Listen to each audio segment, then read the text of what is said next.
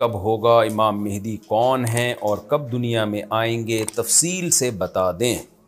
دیکھیں، ہمیں رسول اللہ صلی اللہ علیہ وسلم کی جو صحیح احادیث سے ملتا ہے وہ اتنی بات ملتی ہے کہ آپ صلی اللہ علیہ وسلم ہی کے نسب میں حضرت مہدی ہوں گے، ان کا نام آپ صلی اللہ علیہ وسلم کے نام جیسا ہوگا، قریش میں سے ہوں گے، اور جس دور میں آئیں گے وہ حضرت عیسیٰ علیہ السلام بھی انہی کے بعد فوراً نازل ہوں گے، اس دجال بھی اسی وقت ظاہر ہوگا۔ یہ تینوں چیزیں ایک ہی وقت پہ ہوں گی، دجال، حضرت عیسیٰ علیہ السلام اور حضرت مہدی۔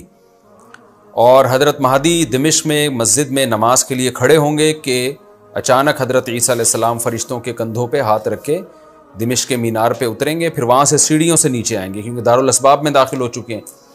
حضرت مہدی ان سے کہیں گے کہ آپ نماز پڑھائیں، وہ انکار کریں گے۔ حضرت مہدی کی اقتداء میں حضرت عیسیٰ علیہ السلام نماز پڑھیں گے اور پھر دونوں کی اقتداء میں جہاد ہوگا۔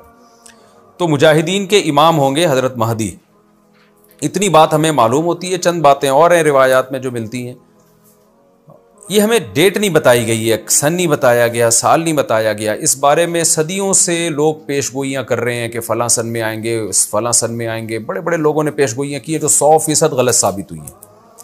تو اب بھی لوگ پیش گوئیاں کر رہے ہیں کہ 2025 میں آئیں گے، کوئی کہہ رہا ہے 2030 میں آئیں گے۔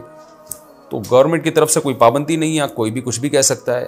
نبی صلی اللہ علیہ وسلم نے اس کو مبہم رکھا ہے، صحابہ نے مبہم رکھا، نہ صحابہ نے نبی سے تاریخ پوچھی، نہ مہینہ پوچھا، اور نہ نبی نے بتایا۔ اور ایسی چیزوں میں اسلام اس کو مجمل ہی رکھتا ہے، کیونکہ وہ مہینہ آتا اور اس مہینے میں کوئی بھی اٹھ کے مہدی کا دعویٰ کر دیتا تو کنفیوژن پیدا ہو جاتی نا۔ اس لیے ہمیں اس پر مبہم ایمان ضروری ہے، مجمل ایمان ضروری ہے۔ مبہم تو نہیں کہیں گے، مجمل کا مطلب تفصیل ہمیں معلوم نہیں ہے، بس ہمیں پتہ ہے کہ ایک وقت آنے والا ہے قرب قیامت میں کہ حدیث میں آتا ہے خراسان سے ایک لشکر اٹھے گا اور اللہ اس کو فتح عطا فرمائیں گے۔ حدیث میں آتا ہے کہ مجاہدین لڑیں گے اور اتنی بڑی جنگ ہوگی کہ آپ صلی اللہ علیہ وسلم نے فرمایا کہ 1/3 مجاہدین اس میں جو لڑنے والے ہوں گے وہ شہید ہو جائیں گے، جو اس وقت کے سب سے افضل ترین شہداء ہوں گے، اور 1/3 مجاہدین وہ ہوں گے جو لڑائی کی شدت اور سختی کی وجہ سے میدان چھوڑ کے بھاگ جائیں گے۔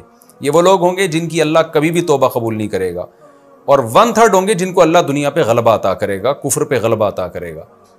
تو یہ اس وقت پھر حضرت مہدی کی قیادت میں جہاد ہوگا اور پوری دنیا میں امن قائم ہو جائے گا۔ حضرت عیسیٰ ابن مریم بھی اسی وقت نازل ہوں گے، دجال کو قتل کریں گے، اور ایک اور دفعہ، یعنی ایک دفعہ تو اسلام دنیا میں غالب آ چکا ہے، تو ایک اور دفعہ اسلام حضرت مہدی حضرت عیسیٰ ابن مریم کے ذریعے پوری دنیا میں غالب آ جائے گا، اور ہر طرف خیر ہی خیر ہوگی، جزیے کا نظام ختم ہو جائے گا، اور اللہ تعالیٰ اپنی برکتوں کو کھول دے گا، آسمان کی برکتیں، خوب بارشیں برسیں گی۔ ایک روایت میں آتا ہے، ترمذی کی روایت ہے، اتنے بڑے بڑے انار پیدا ہوں گے کہ اس کے چھلکے کو لوگ سائبان کے طور پہ استعمال کریں گے، ایک ایک انگور کا دانہ کئی لوگ نچوڑ کے پئیں گے، یعنی برکتیں اللہ کی طرف سے ایسی کھل جائیں گی، تو پوری دنیا میں امن ہوگا۔ تو یہ جو نبی صلی اللہ علیہ وسلم کی جو بعثت تھی نا، آپ صلی اللہ علیہ وسلم کی، وہ کیا تھی؟ قرآن میں آتا ہے لِيُظْهِرَهُ عَلَى الدِّينِ كُلِّهِ، آپ صلی اللہ علیہ وسلم کو دنیا میں اس لیے بھیجا گیا تاکہ آپ دین کو پوری دنیا میں غالب کر دیں۔ تو ایک دفعہ تو یہ بنو امیہ کے دور میں، اور بنو عباس، اور پھر خلافت عثمانیہ، یہ جو مسلمانوں کی خلافتیں چلی ہیں، تو بنو امیہ اور بنو عباس کے دور میں تو اسلام پھیل گیا تھا، پوری دنیا، جتنی بھی مہذب دنیا تھی اس میں اسلام ہی اسلام تھا، یعنی اسلامی حکومت تھی، سب مسلمان نہیں تھے لیکن حکومت اسلامی تھی، سب مسلمانوں کے زیر سایہ تھے۔ تو اللہ تعالیٰ اب پوری دنیا میں کیفیت کے لحاظ سے، کمیت کے لحاظ سے، کوانٹٹی کوالٹی دونوں لحاظ سے اسلام کو دنیا میں غالب کرے گا۔ اس کے لیے اللہ نے حضرت مہدی اور حضرت عیسیٰ ابن مریم کا انتخاب کیا ہے۔ اتنا ہمارا ایمان ہے۔ اب کیا ہوتا ہے کہ ہر تھوڑے دن میں کوئی مہدی اٹھ کے دعویٰ شروع کر دیتا ہے، اور تو امام مہدی سب سے پہلی بات یہ مجاہد ہوں گے، بڑی اہم ترین بات یہ ہے، اور انہی کے دور میں حضرت عیسیٰ ابن مریم بھی نازل ہوں گے، تو اور دجال بھی ظاہر ہوگا۔ تو اس لیے یہ تینوں چیزیں ایک ساتھ ہیں، اس لیے ان کو پہچاننے میں اہل اسلام کو دشواری نہیں ہوگی۔ حضرت مہدی کو تو لوگ خود تلاش کریں گے، ان کی علامتوں میں سے یہ بھی ہے، وہ دعویٰ نہیں کریں گے، لوگ اہل اللہ، بزرگان دین، علماء ان کو خود تلاش کریں گے۔ آج لوگ خود دعویٰ کر رہے ہوتے ہیں حضرت مہدی ہیں، میں حضرت مہدی ہوں، تو وہ دعویٰ جو کرے گا اس کا مطلب وہ تو ہو ہی نہیں سکتا۔ تو اس لیے ہمیں اس ٹاپک کو ختم کر دینا چاہیے اس سینس میں کہ اس سینس میں ختم کر دینا چاہیے کہ جو دعوے کر رہے ہیں نا کہ کل آ رہے ہیں، پرسوں آ رہے ہیں، فلاں سن میں آ رہے ہیں، اس سینس میں اس ٹاپک کو ہمیں ختم کر دینا چاہیے. ہاں جتنا احادیث میں ہے اس کو بیان کرنا چاہیے. اور جو لوگ بھی خلاف سنت ہوتے ہیں وہ تو حضرت مہدی ہو ہی نہیں سکتے. آج تو مہدی ہونے کا دعویٰ ایسے ایسے پاگل فضول قسم کے لوگ کر رہے ہیں جو انسان ہونے کا دعویٰ کرنے سے پہلے ان کو سوچنا چاہیے کہ ہم انسان کے بچے بھی ہیں کہ نہیں.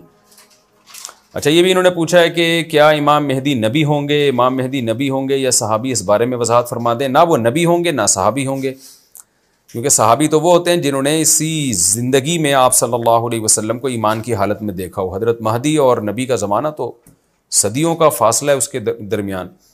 تو نہ تو نبی ہوں گے نہ صحابی ہوں گے، نیک ہوں گے، بزرگ ہوں گے. بس مہدی کا معنی ہدایت یافتہ، سیدھے راستے پر ہوں گے.